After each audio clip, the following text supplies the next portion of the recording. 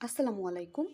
গতদিন আমরা আনন্দের দিন গল্পটি পড়েছিলাম দাগিয়ে দাগিয়ে, এবং আজকে আমরা এই গল্পের প্রশ্নের উত্তরগুলো সম্পর্কে জানবো। যেহেতু দাগিয়ে পড়েছিলাম তাই আশা করি প্রশ্নের উত্তরগুলো সকলের সহজ হবে। ক্লাসের সবাই হৈ হৈ করে উঠলো কেন? কেন উঠেছিল? কারণ আপা যখন রুমে এসে বললো যে সবাইকে নিয়ে পিকনিকে যাব সেজন্য। তাহলে উত্তর হবে আপার মুখে স্কুল থেকে ঘুরতে যাওয়ার কথা শুনে সবাই হৈ হৈ করে উঠল। 2 নম্বর প্রশ্ন, সবাই মিলে কোথায় যাবে ঠিক করলো? তাহলে কোথায় যাবে? লালবাগ কেল্লা। লালবাগ কেল্লা যাবে বলে ঠিক করলো।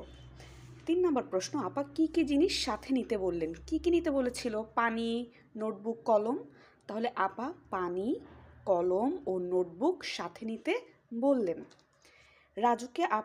রাজুকে সবার নাম লিখে রাখার দায়িত্ব দেওয়া হলো কেন?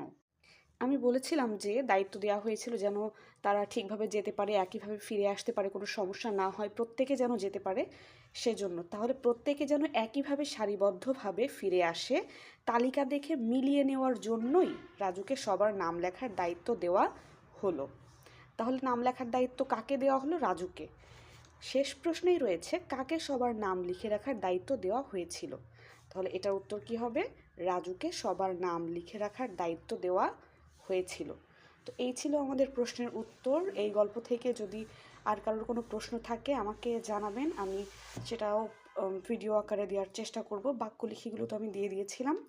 আপনারা এভাবে চেষ্টা করবেন আপনাদের বাচ্চাকে প্র্যাকটিস করানোর, এবং এই অধ্যায় থেকে শূন্যস্থান পূরণও আসবে।